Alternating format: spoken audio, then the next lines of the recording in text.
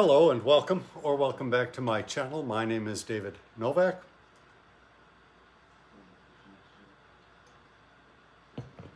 I have been reading this book, The Garden of Eloquence, or Shuoyuan, however you would say that, translated by Eric Henry, published by University of Washington Press, and enjoying it very much.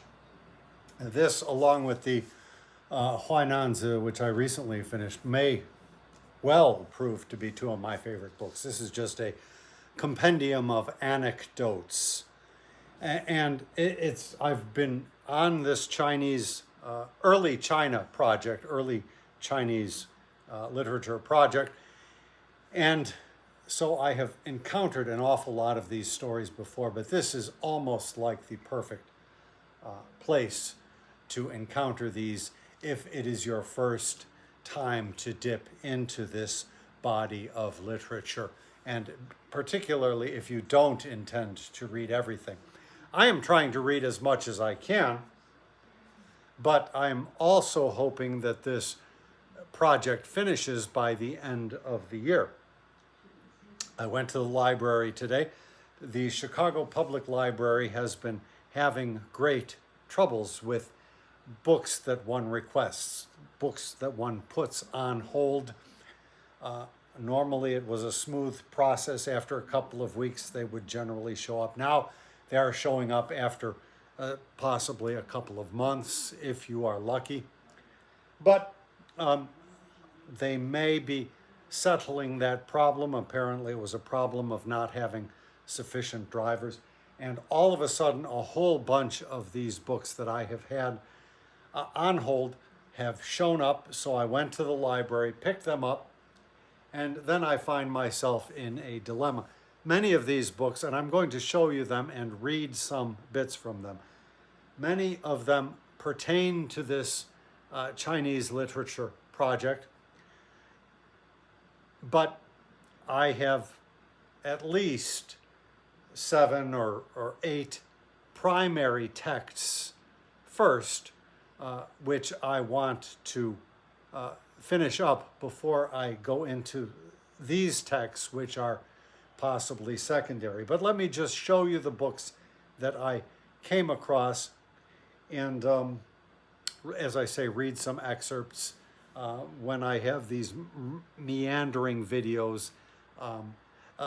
One or two people tend to like them, even though the vast majority perhaps may not.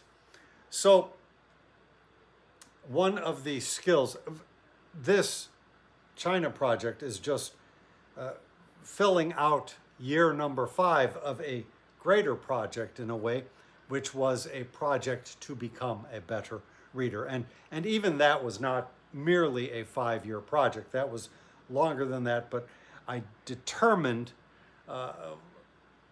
6 years ago or so to start really knuckling down and recording everything that I read and just making a persistent effort.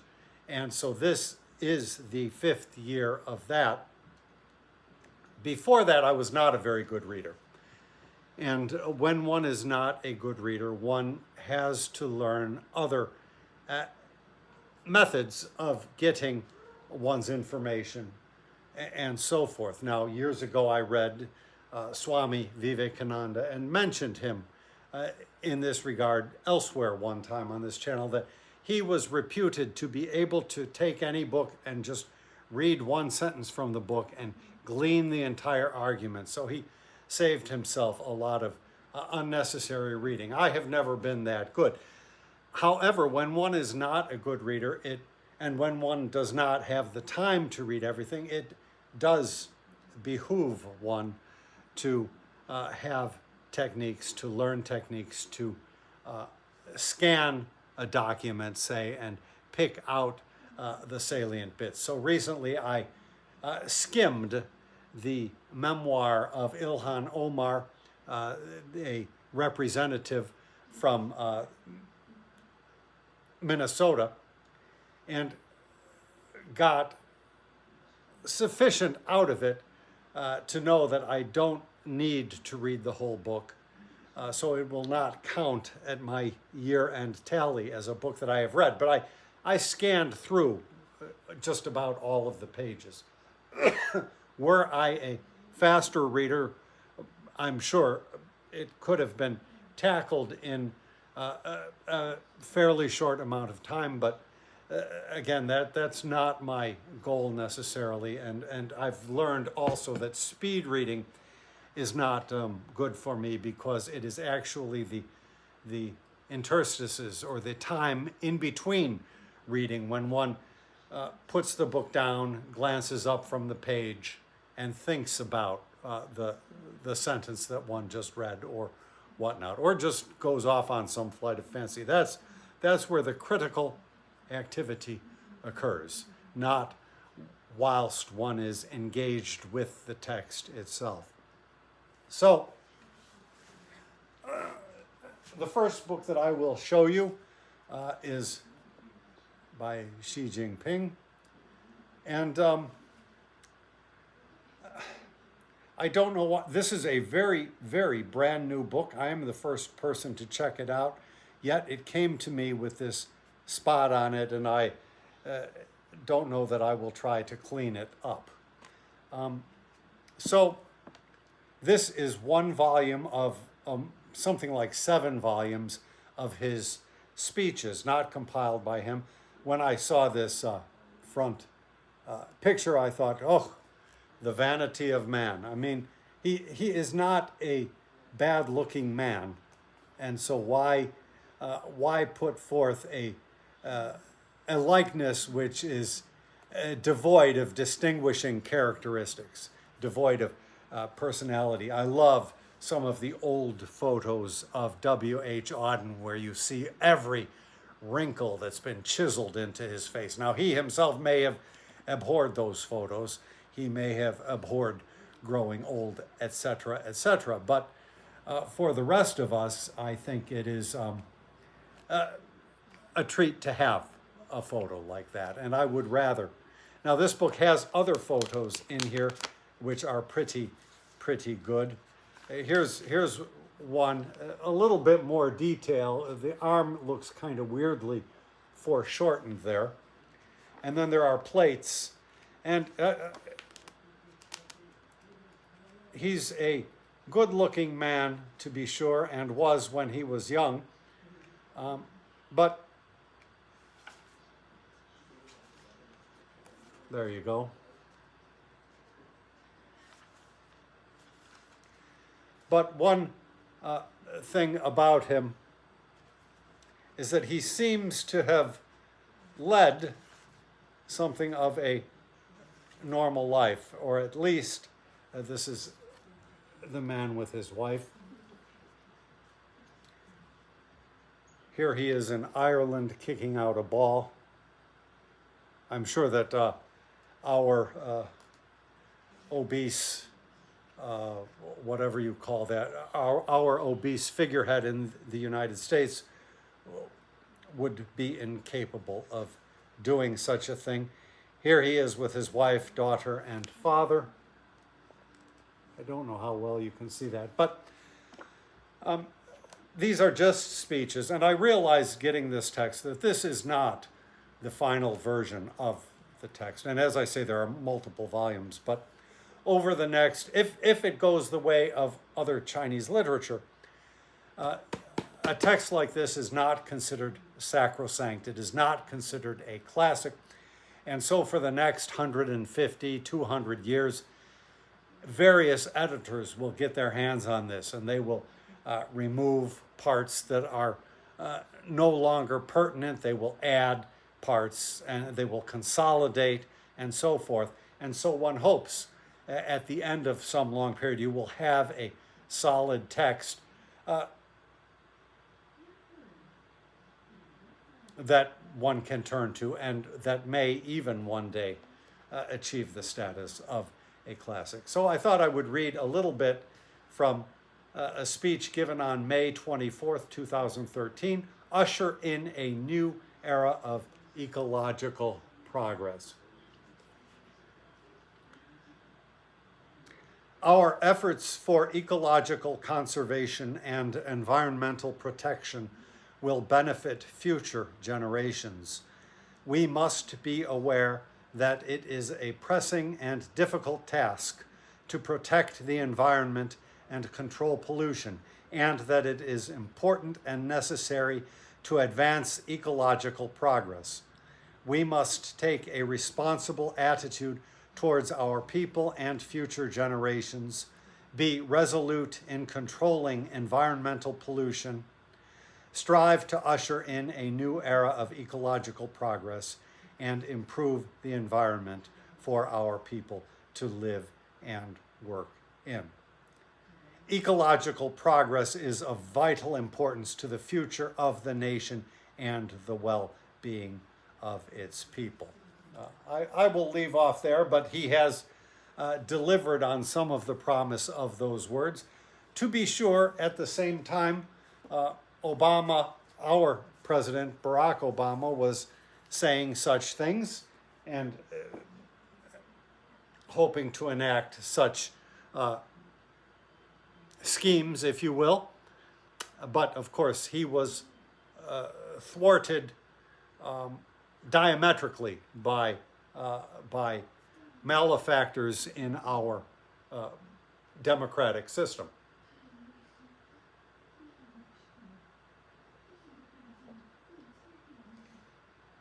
I am not a proponent of the Chinese system, but when I saw this title, The Governance of China, I just had to laugh because every single book that I have been reading takes as its theme the governance of China, or good governance, as it were. In some cases, some of the texts came from before China as a thing existed. So I thought I would share that with you.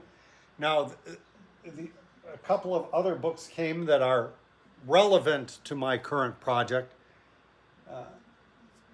but I would like to read, as I say, my primary source documents before I tackle these.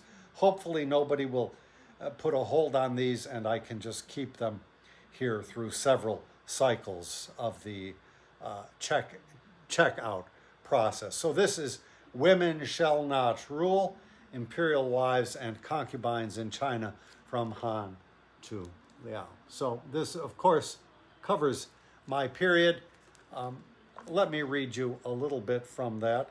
I intend to read the Harvard series of Imperial China. Intentions are wonderful things, but they do not always come to pass. But I will set a priority on this. The first three books will be a reread for me, the books by Mark Edward Lewis, and then I hope to read the next three. And perhaps when I have done that and gotten a general overview, then I will tackle this. So let me go with the prologue. Sexual politics and state politics. Women Shall Not Rule tells the history of the wives and concubines of Chinese rulers from the legendary past to the aftermath of the only woman in Chinese history to reign as supreme monarch, Wu Zetian, 625 to 705. It also examines how historians and storytellers portrayed the lives of the multiple wives of rulers, their family life, intrigues, love affairs, and scandals. Chinese rulers were not merely political and military leaders, but also polygamist husbands, for virtually all rulers were polygamists, though history records at least one monogamous emperor in the Ming Dynasty. From the stories of polygamist emperors and their wives, follows the history of how imperial women were agents of power in spite of the fundamental opposition to women rulers. Thus the title, Women shall not rule. For centuries before the time of Wu Zetian, sorry, I don't know how to pronounce the name, women repeatedly took part in state politics, but Wu soon became the most negative example of female rulership in Chinese history. It was 300 years before there was another woman like her, Empress Liu of the Song dynasty, however you say it, but neither she nor the women after her ever assumed as much authority as Empress Wu did. How was she able to gain such power, and how was it that there were no more like her? I paraphrased the last. And then let me read you the first paragraph as well. The chapter is titled The Institution and Values of Royal Polygamy. Only men should rule, and only men should be polygamists.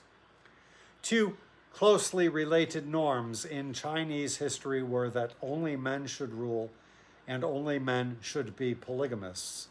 These were the norms of the institution of imperial rulership, which included the institution of polygamous marriage. The institution and values of royal polygamy were established in ancient times, beginning with foundational principles in three key areas: love and favoritism, women and state politics, and the strict division between main wife and concubines. These emerged in mythical models of early polygamy and the first historical records of its rules and practices. The early records include definitions of queenly virtue, principles of sexual order, ritual and protocol, and an ancient art of sex. This series of foundational principles and fundamental features, which are the subject of this chapter, emerges from the earliest archaeological and written sources, including the main Confucian canons that influenced all later history. The final topic of this chapter will be eunuchs, the castrated men who acted as personal servants of the royal family. Their existence was integral to the institution of royal polygamy, ending at the same time imperial rulership ended in the early 20th century. So, all material that I would very much like to get a better view on. All of the texts that I am reading deal mainly with statecraft. The Zhou or the Zhou tradition that I recently finished does, of course, touch upon the personal lives, if you will, of many of the principles. Now, that book was written by Keith McMahon, and there is a follow-up book called Celestial Women. And so, as I say, I hope to read this first, but this is Imperial Wives and Concubines in China from Song to Qin. So this, between these two books, you will cover the entire period. So that is what I will hope to do, unless I find that I do not like his writing style.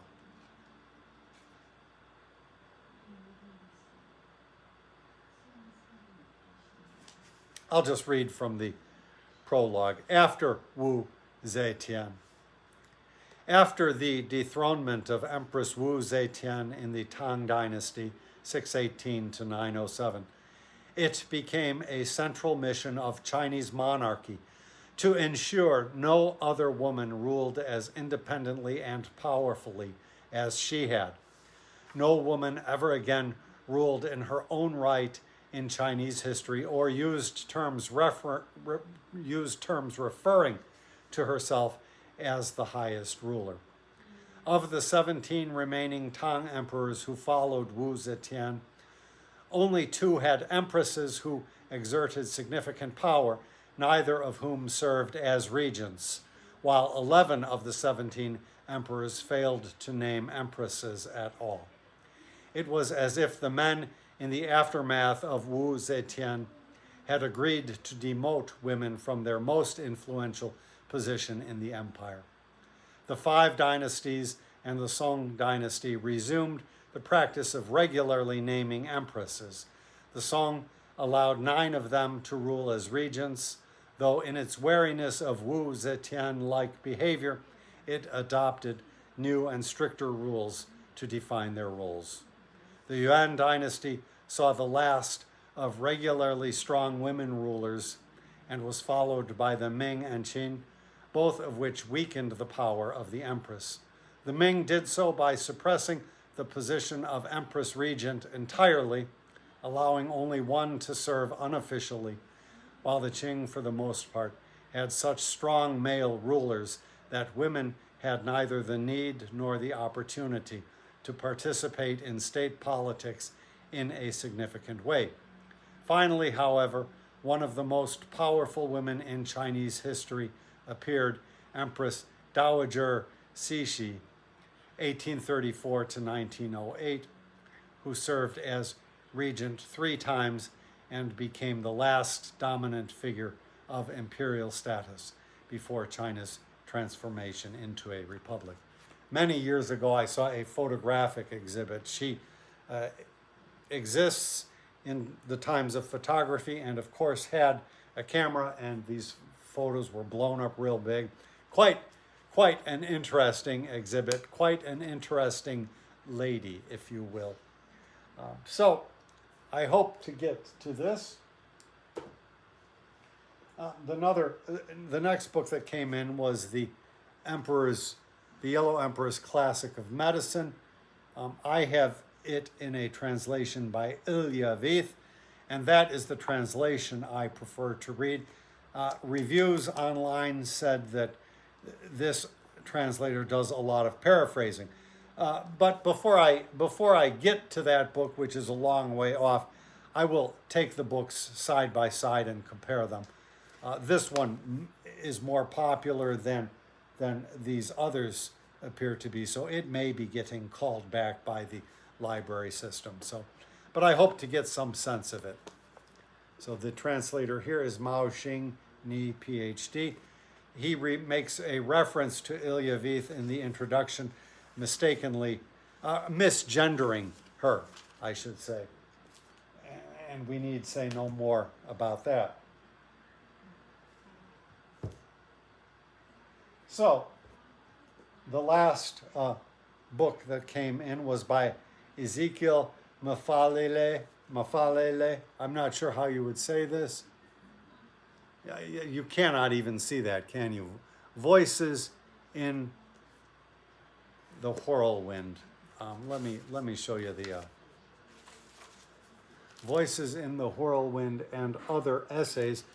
More than half of the book is taken up with an essay about poetry and conflict. And I have looked through that essay.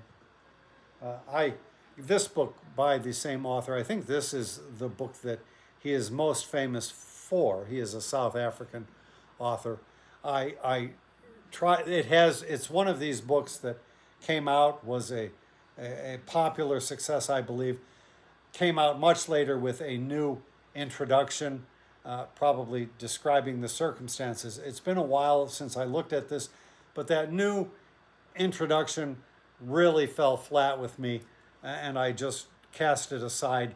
But going into the original text, I think it's more interesting than the introduction suggested. So when I am done looking at these, I will make some choices as to, probably I won't be able to get my hands on these again, because generally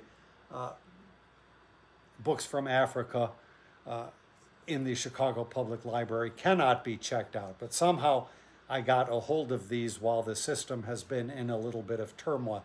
But if you go to the page at the CPL website, it will tell you that these require in-house use only. And I'm not going to go read them in the library. But this book, the first essay is largely literary criticism. And literary criticism, particularly about poetry, is something that I believe I have given up. Last year, I think I read the literary criticism of, now I can't think of the poet's name.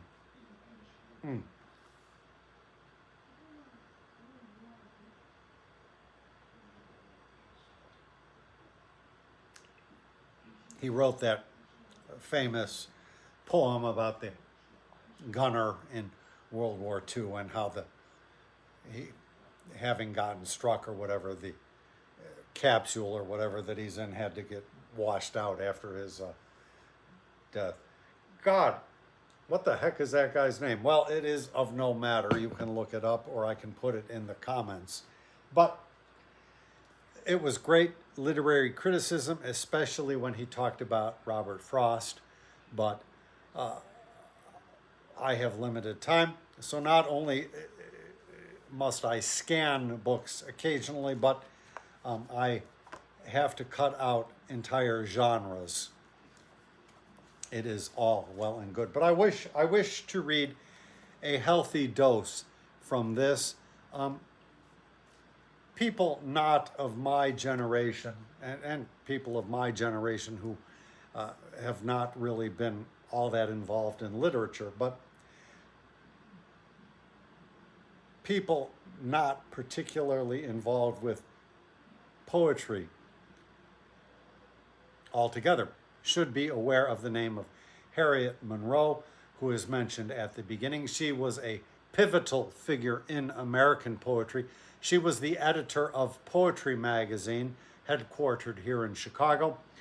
I believe she first printed T.S. Eliot's Prufrock and much other important work by major poets of the day. She was largely guided in that by Ezra Pound. So you will hear other names that may be familiar to you or may not, but you can probably look them up if you need to. Also the poem Cain, it's a book, Cain. It's a really, really wonderful book is mentioned. I should look that up. What else is here? Langston Hughes, Vachel Lindsay. He used to have a house available for visiting downstate in Illinois. It was very interesting. Never a poet to kindle my fancy, nor Hilda Doolittle, but let me just read. This will be an extended passage from this, and then I will close out the video.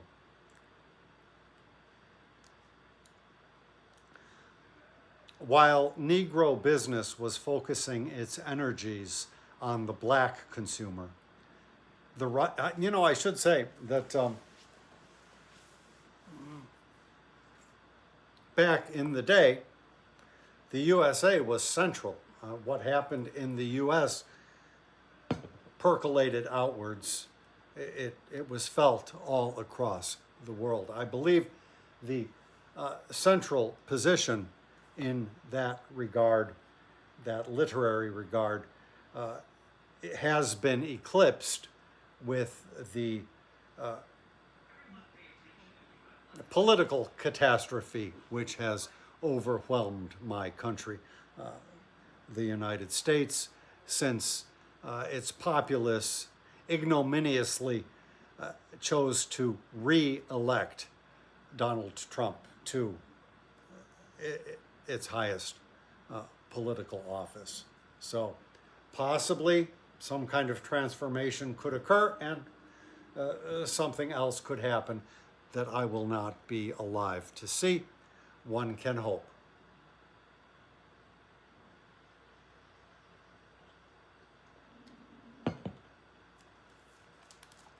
But I think the days when what was written in America held relevance to everybody else are passing. And the center will shift to some other locus.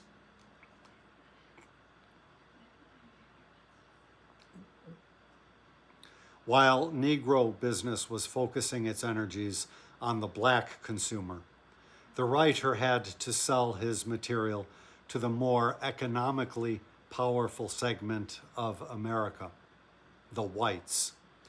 While the Harlem School was striving to correct the image of the Negro that the Dunbars and the assimilationist novelists of the 19th century had created as a reaction against white anti-abolitionism. It was accommodating and riding on the back of white patronage, often of a dubious pedigree. And while this was going on, Alain Locke, that remarkable source of inspiration for the Harlem Renaissance and its major commentator, was affirming, "The Negro mind has leapt upon the parapets of prejudice and extended its cramped horizons. In so doing, it has linked up with the growing group consciousness of the dark peoples and is gradually learning their common interests," end quote. He was also reaffirming the Negro's ethnic identity in the areas of blues, spirituals, thought, and speech idioms, quote, "the vein that emphasizes the growing historical sense of a separate cultural tradition," end quote. At the same time, in its modern idiom, Negro poetry was, like white American poetry, experimenting with new techniques. The new poetry that had begun in 1912 attained its highest quality during World War I, before Jean Toomer could leap on to the scene with an imagistic idiom that bristles and quivers with a new life, such as we find in Cain, 1922. County Cullen followed in a similar vein, if with less terseness, in Color, 1925. Langston Hughes was to exploit the idiom to the fullest, beginning with the Weary Blues a year later. The style these poets used came from the imagists via Harriet Monroe, Amy Lowell, Pound, Marianne Moore, Vachel Lindsay, Hilda Doolittle.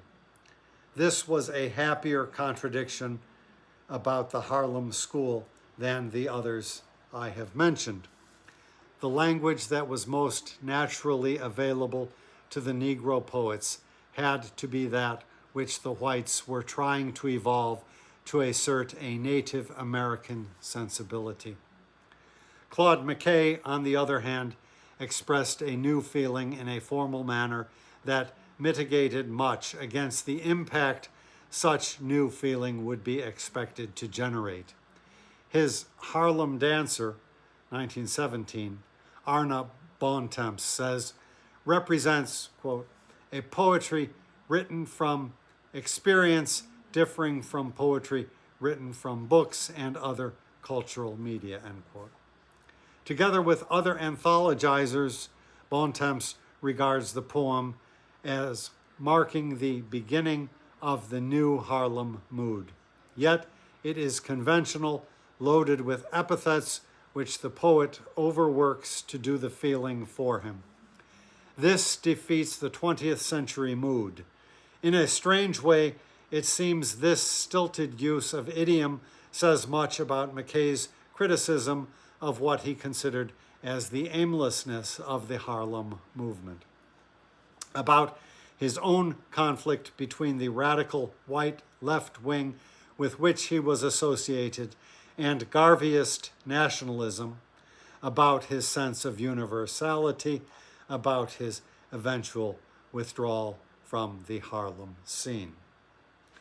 Once the Negro muse had been unchained, the writers of the Harlem Renaissance simply gloried in the ability to express themselves and the freedom to do so. They were, for the most part, makers and not critics. They were out to celebrate, to produce an ethnic theater in the face of a dominant, aggressive culture that operates like a vacuum cleaner. A community needs a tough-minded ideology. Not a fugitive ideology like Garvey's, but one that can exploit native roots 300 years deep, we come back to the question of economics, don't we? The economics of ghetto life, the economics of theater, etc. The Harlem School just had no control over intellectual pursuits that can only be realized through economic power, whatever else Alain Locke's perceptiveness led him to hope for. And the whole thing that bedeviled their intellectual pursuits is even more acute in the 1970s than it was then because of a newer and sharper awareness of it. The relationship between the sense of ethnic belonging and self-assertion on the one hand, and the sense of Americanism on the other. Critic and scholar Saunders Redding expresses in excruciating terms this dilemma, which he calls cultural dualism. In the act of asserting his rights as an American, the Negro ruthlessly severed himself from his African cultural roots. Of the Harlem School, he writes, cultural nationalism raised its head and demanded that literature be patriotic, optimistic, positive, uncritical. Fortunately, there was more than faith and fat imagination in some of these works. There was also talent. Had this not been so, Negro writing would have come to nothing for perhaps another quarter of a century, for the ground would not have been plowed for the seeds of later talents. But Du Bois, Johnson, McKay, Fisher, Cullen, Hughes knew what they were about. Back to our inquiry into, that was the end of a quoted passage. Back to our inquiry into contemporary poetry.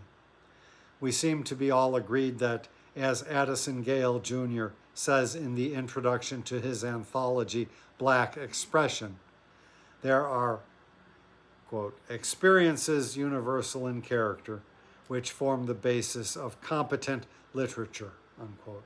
Experiences which Negroes naturally share. We are agreed that all meaningful art has moral implications. We should be free enough to say this without necessarily asking the writer to preach to or at us. My parenthetical aside, Oscar Wilde would disagree, and I might disagree as well. The writer can, especially if he is writing fiction, which requires the dramatic method, suggest the moral implications through metaphor or symbolism. This is what Ralph Ellison means when he says, for me, quote, for me, the narrative is the meaning, unquote. Acknowledging for the reader the right and intelligence to perceive and make his moral judgments. As it happens, Invisible Man does give a guide toward a moral judgment, no matter how one interprets it. Of course, someone else may say that the reader must be told how to interpret it, but this must assume that the writer is inherently a righteous person, a responsibility too terrifying to contemplate.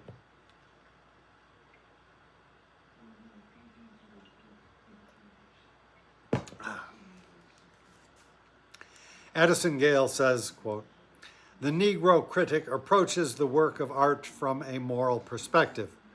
This is not to imply that the Negro critic eschews aesthetics. Aesthetics are a necessary requirement of art, unquote. On this, we are all agreed. We are also agreed that the Negro critic has rightly, quote, demanded that the writer concentrate on life, that life despairing, laughing, hoping, and dying in the ghettos of this country, unquote.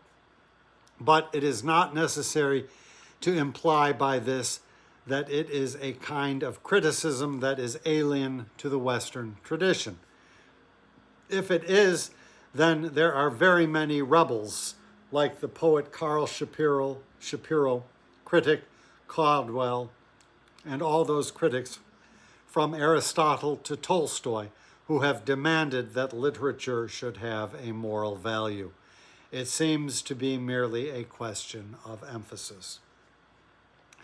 The point I want to make is that Western critical standards have been challenged time and again by writers and critics of the West, and this includes European Russia. True enough, the statements that Ralph Ellison, Stanley Braithwaite, and James Baldwin made, cited by Addison Gale Jr., are fragments of the Western critical mode. Ellison asked that this fiction, quote, be judged as art. If it fails, Ellison asked that his fiction, quote, be judged as art. If it fails aesthetically, end quote. Braithwaite said, quote, the highest allegiance of Negro poetic expression is to poetry, end quote. Even though it, quote, hovers for the moment, pardonably perhaps, over the race question, end quote. Baldwin felt that the only concern of the artist was, quote, to recreate out of the disorder of life that order which is art, end quote. But they are only fragments of Western aesthetics. Taken singly, none of them by itself can answer all the questions we want to ask about art. Not even if all three were taken together. They need to be consolidated with several other principles to measure up to the great diversity of artistic expression we see today.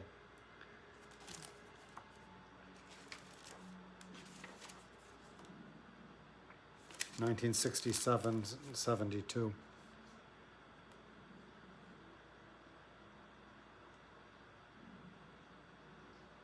Of course, I would first have to understand quite clearly whether Braithwaite and I expect the same things of what he calls poetry.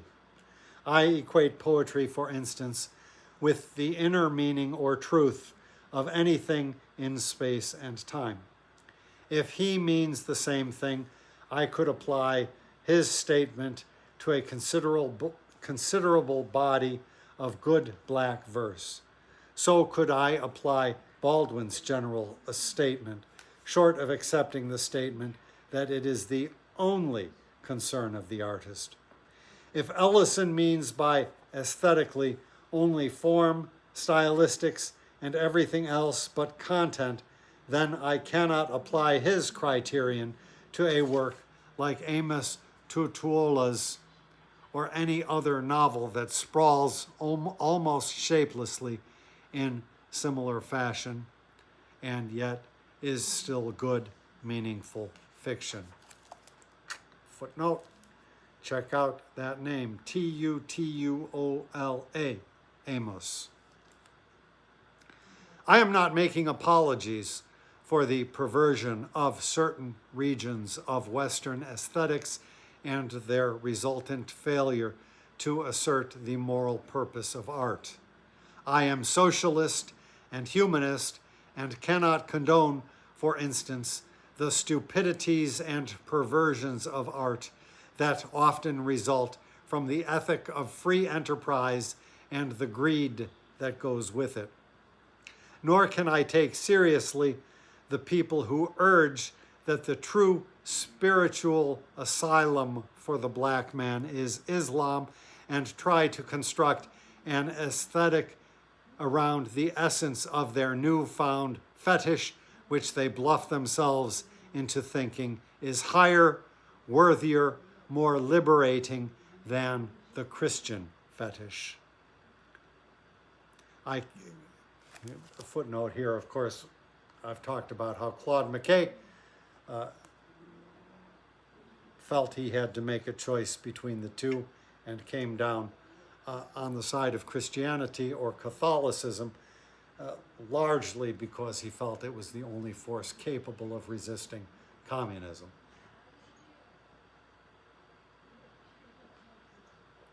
Let me go back. Nor can I take seriously the people who urge that the true spiritual asylum for the black man is Islam and try to construct an aesthetic around the essence of their newfound fetish, which they bluff themselves into thinking is higher, worthier, more liberating than the Christian fetish. I cannot support the common assertion among some Western critics who claim that bitterness must always produce bad art. I can't stand the obtuseness of men like Louis Simpson, whom Hoyt Fuller quotes as saying of Gwendolyn Brooks' selected poems, quote, "I am not sure it is possible for a Negro to write well without making us aware he is a Negro. On the other hand, if being a Negro is the only subject, the writing is not important," end quote. I am infuriated by neurotics like David Littlejohn, who reads an attack on whites into every line of black fiction. Quote, "Surely the insult, the anti-white affront is not entirely an accident of the creative unconscious," end quote. He may be right in reading the symbols this way, but he has decided to open only this channel of his response mechanism.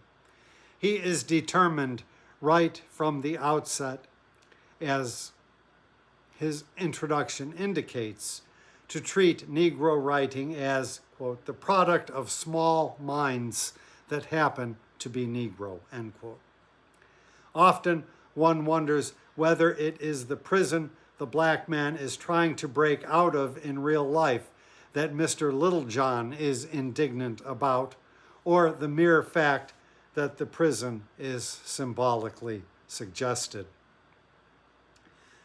What I am trying to warn against is the danger of finding ourselves having, out of sheer crusading zeal, dismissed elements of Western aesthetics which we are either built,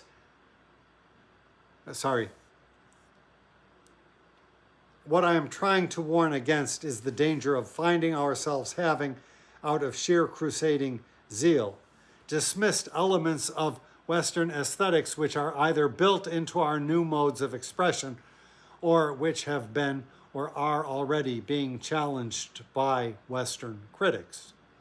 In the event, we cannot then imagine that we are doing anything uniquely black. We may just have been doing the same thing separately for ourselves.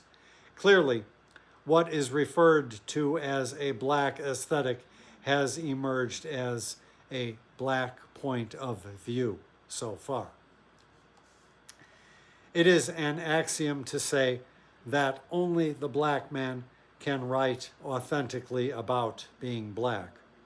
But it is most doubtful that, as some people suggest, the only reader who can understand, enter into the emotion of such a work of art and share it must be black.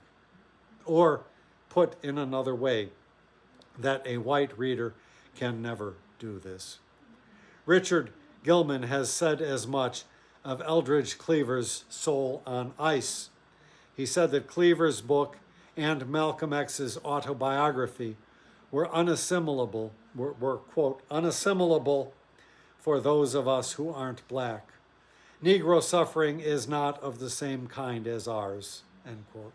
Cleaver's writing, quote, remains in some profound sense not subject to correction or emendation or, most centrally, approval or rejection by those of us who are not black, end quote. Indeed, his conclusion was that he and his fellow whites should suspend judgment on Negro writing. This is too easy a way out of the difficulty of being taken seriously by those outside one's own ethnic group. It may even be an unwitting refusal of the part. It may even, sorry, there's a dog dreaming back there and it's distracting me. This is too easy a way out of the difficulty of being taken seriously by those outside one's own ethnic group. It may even be an unwitting refusal on the part of the white man to expose himself completely to the emotional, sensory, and intellectual impact of Cleaver's and Malcolm X's writings, auguring at the same time a permanent blackout for whites in general in relation to black writing. I thought that this whole extended paragraph is just really lovely. From Voices in the Whirlwind and other essays by Ezekiel Mphahlele, Mphahlele.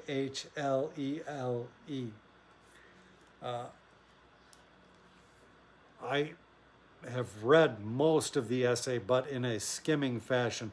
Early on, he talks more about Claude McKay and others. Some of these names, David Littlejohn, I know nothing about. He is going down the memory hole, obviously. But Louis Simpson, I know because of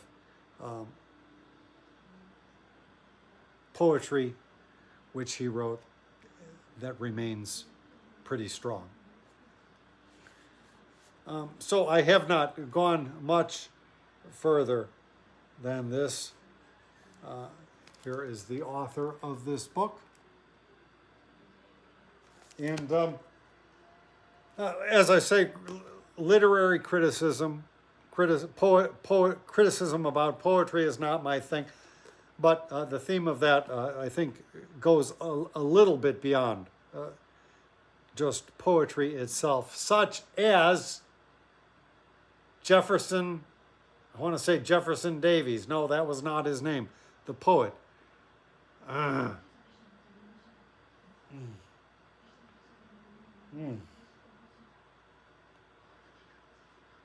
Robinson Jeffers. That was the last poetry criticism that I shall read. Well, I may, as I say, delve into this essay about poetry and conflict a little bit more deeply. It can stand up to going over and over again.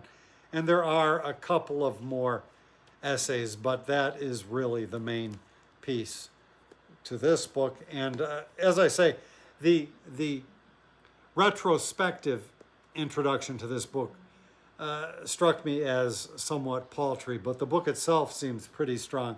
And now, in light of this, I think that both works deserve a little bit more time. But as I am involved in my China project, I am not intending to give any of those works a thorough reading at this time, although that could change. So if you are here at this point, thank you for sticking around, and I'll catch you on the next one.